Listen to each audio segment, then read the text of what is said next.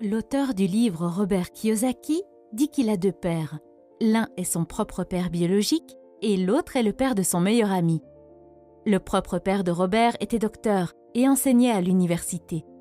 Son second père, auprès duquel Robert a appris à devenir riche, n'a même pas terminé le lycée et a tout appris par lui-même dans la pratique. Au début, ces deux pères gagnaient suffisamment, mais quand ils sont morts, l'un d'eux est mort en tant qu'homme le plus riche d'Hawaï et a laissé des millions de dollars à sa famille, et le second a laissé des dettes et des impôts impayés à sa famille. Kiyosaki dit que gagner de l'argent est une science qui ne nous est pas enseignée dans les écoles. Les écoles nous apprennent comment devenir un employé et comment construire une carrière. Et c'est pourquoi la majorité des parents enseignent des choses similaires à leurs enfants et les orientent dans la même direction, celle qui consiste à devenir un employé. Si vous venez d'une famille de classe moyenne, il est fort probable que vos parents vous ont appris comment devenir pauvre. Et ce n'est pas parce que vos parents ne vous aiment pas ou ne veulent pas que vous réussissiez. C'est simplement parce qu'ils ne sont eux-mêmes pas éduqués à ce sujet. Ils ont consommé des informations périmées et à votre naissance, ils vous ont passé les mêmes informations périmées. La pauvreté est presque comme la génétique. Elle se transmet d'une génération à l'autre. Mes parents m'ont toujours conseillé d'étudier très dur, d'obtenir un diplôme et de trouver un emploi stable. Cependant, lorsque j'ai commencé à lire des livres comme celui-ci, je me suis rendu compte que j'apprenais davantage grâce à quelques-uns de ces livres par rapport à l'ensemble de mes années universitaires. Si vous êtes également issu d'une famille de classe moyenne, n'ayant pas lu Rich Dad, Poor Dad, alors je vous recommande fortement de le lire. J'aurais souhaité que quelqu'un me le recommande quand j'avais 14 ou 15 ans.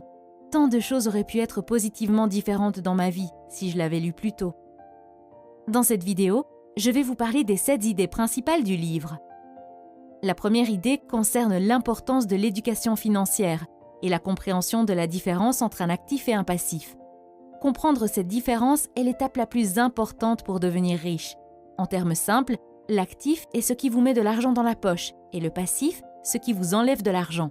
Par exemple, si vous avez une voiture, que vous la louez et que vous gagnez de l'argent chaque mois, alors c'est un actif. Mais si vous avez une voiture et qu'elle vous prend de l'argent de poche chaque mois pour les réparations, l'entretien, etc., il s'agit alors d'un passif. Par exemple, les actifs peuvent être des biens locatifs, des actions d'entreprise, des métaux précieux, etc. Le passif est constitué par votre maison, votre téléphone, la voiture que vous conduisez, etc.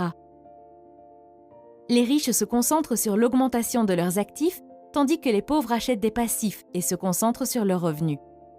Les pauvres achètent un téléphone iPhone, les riches achètent des actions Apple qui constituent un actif et prennent de la valeur avec le temps. Mais le téléphone perd de sa valeur dès que vous le sortez du magasin. Faire pousser des actifs, c'est comme planter un arbre. Vous devez en prendre soin pendant des années, jusqu'à ce que ses racines soient assez profondes pour fournir de l'ombre et porter des fruits pour votre plaisir. Malheureusement, beaucoup de gens veulent s'enrichir rapidement sans s'informer sur l'argent. C'est comme construire un gratte-ciel avec peu ou pas de fondation.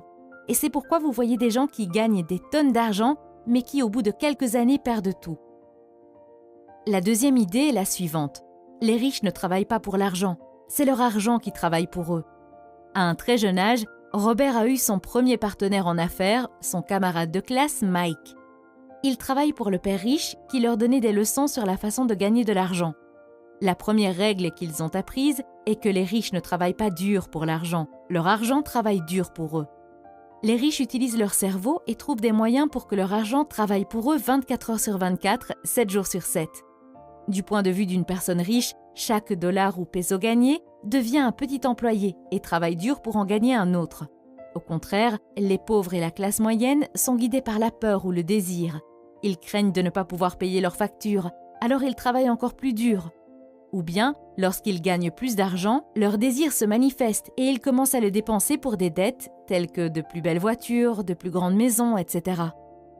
Et à cause de ces craintes et de ces désirs, ils ne veulent pas investir leur argent et leur temps dans de nouvelles opportunités. Ils ont peur de perdre leur argent s'ils prennent des risques, alors ils achètent un téléviseur à écran plus grand alors qu'ils en ont déjà un. En comparaison, les personnes riches investissent leur argent quoi qu'il arrive, et même si elles perdent tout leur argent, elles sont toujours en avance car au moins elles apprennent quelque chose. Et cette connaissance devient un atout important pour leurs futurs investissements. D'un autre côté, la télévision perd la plupart de sa valeur après quelques mois et vous finissez par perdre votre argent de toute façon. sans compter que vous perdez l'opportunité d'apprendre quelque chose de nouveau. La troisième idée consiste à comprendre les impôts, la comptabilité et le droit. Selon Kiyosaki, gagner beaucoup d'argent ne résout pas les problèmes. Apprendre à garder cet argent une fois qu'on l'a gagné résout les problèmes.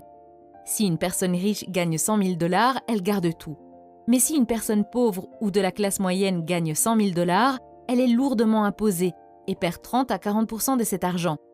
Kiyosaki explique qu'au début, il n'y avait pas d'impôts et que le gouvernement a créé des impôts pour punir les riches et les donner aux pauvres. Le gouvernement a utilisé la mentalité de Robin des Bois et les gens l'ont soutenu. Mais les riches étaient intelligents et ils ont trouvé des moyens juridiques de ne pas payer d'impôts. Une des grandes différences est que les pauvres et la classe moyenne gagnent de l'argent, paient des impôts sur cet argent et vivent avec ce qui reste. Les riches, en revanche, gagnent de l'argent, dépensent tout ce qu'ils peuvent et paient des impôts sur ce qui reste. Quatrième idée, les riches inventent l'argent. L'auteur dit que chaque personne est née avec un talent, mais que ce talent est supprimé à cause du doute et de la peur de soi. Il remarque que ce ne sont pas nécessairement les personnes intelligentes et instruites qui avancent, mais les audacieux et les aventuriers. Les gens n'avancent jamais financièrement, même s'ils ont beaucoup d'argent, parce qu'ils ont des opportunités qu'ils ne saisissent pas à cause de la peur et du doute. La plupart d'entre eux restent assis à attendre qu'une occasion se présente. L'idée de l'auteur est que les gens créent la chance.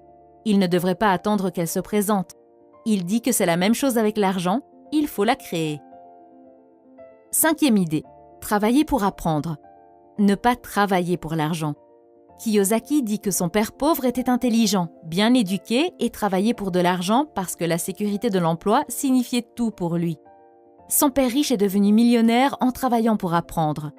L'auteur recommande aux jeunes de chercher un travail où ils apprendront plus qu'ils ne gagneront, notamment dans les domaines de la vente, de la communication, du marketing, de la comptabilité, des dirigeants, etc. Au cours d'une interview avec un journaliste, Robert Kiyosaki a appris que celui-ci s'efforçait à devenir un auteur à succès. Il a réalisé qu'elle était une grande écrivaine et qu'elle devait poursuivre dans cette voie. Elle lui a dit qu'elle avait essayé, mais que cela n'intéressait personne. Il l'a accidentellement offensée lorsqu'il lui a dit de suivre un cours de vente pour qu'elle puisse se promouvoir. Elle s'est mise sur la défensive. Elle lui a répondu « J'ai une maîtrise en littérature anglaise. Pourquoi irais-je à l'école pour apprendre à devenir une vendeuse ? Je suis une professionnelle. Je suis allée à l'école pour être formée à une profession, donc je n'aurai pas à être vendeuse. Je déteste les vendeurs. Tout ce qu'ils veulent, c'est de l'argent. » Et elle a fait ses valises. Robert Kiyosaki a gentiment fait remarquer qu'il était l'auteur le plus vendu, et non pas le meilleur auteur. Cette déclaration n'a fait que l'exaspérer davantage, et l'interview s'est terminée sur ces mots. Le monde compte de nombreuses personnes talentueuses et prospères, médecins, avocats, dentistes, et pourtant, ils ont des difficultés financières. Mais comme l'a dit un jour un sage consultant en affaires, ils sont à une compétence de la grande richesse. Si vous associez vos compétences à l'intelligence financière, à la comptabilité, à l'investissement, au marketing ou au droit, vous pouvez devenir très riche. Si cette journaliste avait plutôt choisi un emploi dans une agence de publicité pour apprendre à vendre, elle pourrait créer une grande richesse grâce à ses écrits. Le père riche dit « Vous voulez en savoir un peu plus sur beaucoup de choses. À l'école et au travail, on attend de vous que vous vous spécialisiez. Ceux qui obtiennent des promotions ont tendance à être des spécialistes. Cependant, le père riche de Robert Kiyosaki a toujours recommandé le contraire.